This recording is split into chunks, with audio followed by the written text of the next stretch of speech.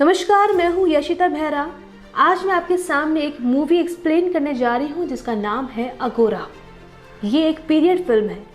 391 में Alexandria Roman साम्राज्य का हिस्सा होता है और ग्रीक दार्शनिक हिपेशिया प्लेटोनिक स्कूल में एक शिक्षक है जहाँ भविष्य के नेताओं को शिक्षित किया जाता है। हिपेशिया अलेक्जेंड्रिया के मुसीन के निर्देशक थोन की बेटी है। हिपेशिया का पिता थियोन स्वयं प्रकांड विद्वान और कई विषयों का ज्ञाता था। वो अलेक्जेंड्रिया की लाइब्रेरी का क्यूरेटर था। हम उस लाइब्रेरी की बात कर रहे हैं जिसमें दुनिया की हर किताब की एक प्रति रखी जाती थी। प्रति भी मूल यानी हस्तलिखित पांडुलिपि। यहाँ एक नियम बनाया गया था जिसके अनुसार जो जहाज मिस्र के तट पर आ लगता उस पर जो भी किताब होती वो लाइब्रेरी में ले जाई जाती थी और वहाँ पर उस किताब को दोबारा हाथ से लिखवाया जाता था, यानी हस्तलिखित प्रति बनाई जाती थी जिसे हमेशा के लिए लाइब्रेरी में रख लिया जाता था और नकल प्रति मालिक को लौटा दी जाती थी। आज इस लाइब्रेरी का नामोनिशान नहीं है। भूगर्भ वैज्ञानिक बताते हैं ये सच में किसी बुलंद इमारत के अवशेष मिलते हैं। वो बताते हैं कि किताबों को लपेट कर खानों में रखा जाता था, लेकिन कुल कितनी पुस्तकें थी इसे लेकर भारी विवाद है। कुछ सूत्र 4 लाख स्क्रोल्स की बात कहता है तो दूसरा 40,000 की। प्राचीन दुनिया की ये सबसे बड़ी लाइब्रेरी 9 कलाओं की देवी म्यूसेस को समर्पित थी। इसी म्यूसेस शब्द से इंग्लिश का म्यूजियम शब्द बना है। 3री सदी में स्थापित ये लाइब्रेरी विद्वानों का अड्डा थी। दुनिया भर के विद्वान, शोधकर्ता, जिज्ञासु यहाँ आते जाते और रहते थे। स्क्रोल रखने के विशाल कक्षों के अलावा यहाँ लेक्चर हॉल, मीटिंग रूम, जिन्हें प्राचीन यूनान राज्य में अगोरा कहा जाता था, जिसके नाम पर फिल्म का नामकरण हुआ। कास्ट एंड क्रू मुख्य भूमिका में है रेचल वाज, मैक्स मिंगेला और ऑस्कर इसाक। फिल्म का निर्देशन किया है अलेजांड्रो एमेनाबार और साथ ही इन्होंने मेडियो गिल के साथ फिल्म का स्क्रीन प्ले भी लिखा है। फिल्म का बैकग्राउंड म्यूजिक दिया है डेरियो मेरिनेली ने। अंग्रेजी में बनी 126 मिनट की ये फिल्म स्पेन, माल्टा, पोर्चुगल, फ्रांस, यूनाइटेड स्टेट्स में 9 अक्टूबर 2009 को रिलीज की गई थी। फिल्म का बजट था $70 मिलियन और बॉक्स ऑफिस कलेक्शन रहा है $39 मिलियन। प्लॉट फिल्म की शुरुआत होती है उस सीन से जिसमें हिपेशिया पढ़ा रही और शिष्य बड़े ध्यान से उसकी बात सुन रहे हैं। हिपेशिया उसके पिता के दास डावस और उसके 2 शिष्य और स्टेज और सिनेसियस बदलते राजनीतिक और सामाजिक परिदृश्य में डूबे हुए हैं। खासकर 3 शिष्य उसके मुरीद हैं। डेवुस जिसके गले में गुलामी का पट्टा है, साइनेसियस और ओरेस्टस तीनों उसे चाहते हैं। तीनों के मन में उसे पाने की लालसा है, मगर हिपेशिया के मन में अपनी यौनिकता को लेकर अगर कोई भाव है तो यही कि उसके पेशे, उसके जीवन में सेक्स का कोई स्थान नहीं है।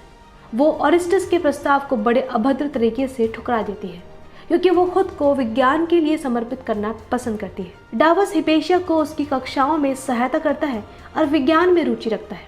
वो भी चुपके से उसके प्यार में है, लेकिन वो हिपेशिया को ये जाहिर नहीं होने देता। प्राचीन युग में मिस्र में एक औरत हुई है, उसका नाम है हिपेशिया। पिता की लाडली हिपेशिया अपने पिता की शिष्या और उनके यहाँ आने वाले अन्य छात्रों की गुरु थी। ये प्रतिभावान युवती एक साथ कई विषयों में पारंगत थी। शोध और तर्क उसके अस्त्र शस्त्र थे। वैज्ञानिक, गणितज्ञ, दार्शनिक, आकाशीय पिंडों का अध्ययन करने वाली हिपेशिया को उसके छात्र बहुत सम्मान देते थे। कई छात्र उसकी आराधना करते और उससे प्रेम भी, मगर हिम्मत नहीं थी बोल पाने की। उसका रुतबा ही कुछ ऐसा था। उसके शिष्यों में स्वतंत्र नागरिक और गुलाम दोनों शामिल थे। अगोरा फिल्म अलेक्जेंड्रिया लाइब्रेरी के अंतिम दिनों के इर्द गिर्द बुनी गई है। प्रचलित धारणा के अनुरूप इसे नष्ट होते दिखाया गया है। धारणा है कि यह आग द्वारा नष्ट की गई ईसाई धर्म नया उदय हुआ था और 3वीं ईस्वी में वो सब कुछ नष्ट कर रहे थे जो उन्हें अपने अनुकूल नहीं लग रहा था। विज्ञान उनमें से एक था। इसलिए नव ईसाइयों ने ज्ञान विज्ञान के मंदिर अलेक्जेंड्रिया की लाइब्रेरी को जला डाला। जो भी ईसाई बनने को राजी न हुआ उसे नष्ट कर डाला। हिपेशिया किसी धर्म विशेष में विश्वास नहीं रखती है। उसका एक ही धर्म है, ज्ञान विज्ञान की खोज और शिक्षण। यहाँ तक कि जब बाहर सब कुछ जल रहा है वो अपने शोध में व्यस्त है। उसके लिए तर्क विचार ही जीवन है।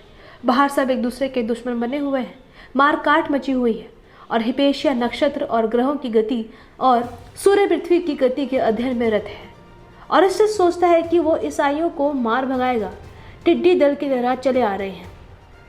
हिपेशिया को शिक्षण बंद करने का आदेश ईसाइयों से मिलता है। उनके अनुसार वो जो पढ़ाती है वो धर्म के खिलाफ है, जिसकी इजाज़त नहीं दी जा सकती है। इतना ही नहीं, ईसाइयों के लीडर सिरिल यानी सामी समीर को लगता है कि ऑरेस्टस हिपेशिया के प्रभाव में है। वो उसे आदेश देते हैं कि वो भरी सभा में उसे अपने अधीन सिद्ध करें। इस बीच सामाजिक अशांति शहर के रोमन शासन को चुनौती देने लगती है, क्योंकि पगान और ईसाई संघर्ष में आ जाते हैं। हालांकि आगामी लड़ाई में पगान अप्रत्याशित रूप से खुद को एक बड़ी ईसाई भीड़ से अलग कर लेते हैं। फिल्म यूनानी और रोमन पैगानिज्म और नए ईसाई धर्म टकराव को दिखाती है। थियोन गंभीर रूप से घायल हो गया है और हिपेशिया और पैगनस सेरेपम लाइब्रेरी में शरण लेते हैं।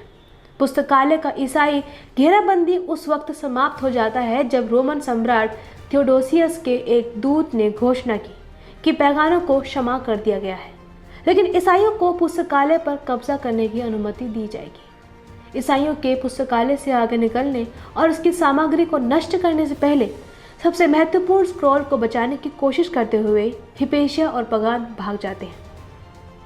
डेवर्स ईसाई ताकतों में शामिल होने का विकल्प चुनता है जब लाइब्रेरी जलने लगती है। हिपेशिया अपने शिष्यों के साथ मिलकर स्क्रॉल बचाने में जुट जाती है। कितना बचा पाएंगे वो लोग? काले वस्त्रों में ईसाई खोज खोज कर विधर्मी नास्तिकों यानी उनके अनुसार तथा यहूदियों को मार रहे होते हैं। जीसस क्राइस्ट के वचनों का मनमाना अर्थ लगाया जा रहा है। डेवुस यानी मैक्स मिंधेरा हिपेशिया के पिता का गुलाम है। वो उसे शिक्षण के अलावा कई बार गुलाम के रूप में भी देखती है। बाहर जब उथल पुथल मची हुई है, डेवुस अपनी स्थिति और धर्म को लेकर बहुत संशय में है। इसी डानवाडोल मन स्थिति में वो हिपेशिया को चूमता है, उसके साथ जबरदस्ती करना चाहता है। इस व्यवहार के बाद हिपेशिया उसे गुलामी से मुक्त कर देती है। ऑरेस्टस ईसाई बन जाता है और आगे चलकर एलेक्जेंड्रिया का प्रीफेक्ट बनता है। वो चाहकर भी पोप के कोप से हिपेशिया को नहीं बचा पाता है। फिल्म बेहद खूबसूरत और लाजवाब है। फिल्म में बड़े बड़े भव्य सेट्स हैं तो बड़ी बड़ी पीरियड पोशाकें हैं, भीड़ है, भीड़ का पागलपन, धमरंधता है, ज्ञान और विज्ञान की प्यास है, औरत का प्रेम है, औरत के दुख, उसकी बुद्धिमत्ता और उसकी लाचारी है, जलती हुई लाइब्रेरी और उसे बचाने की जद्दोजहद के लिए। उम्मीद है वीडियो आपको पसंद आया होगा। अगर ऐसा है तो इसे लाइक, शेयर और सब्सक्राइब ज़रूर कीजिए। शुक्रिया।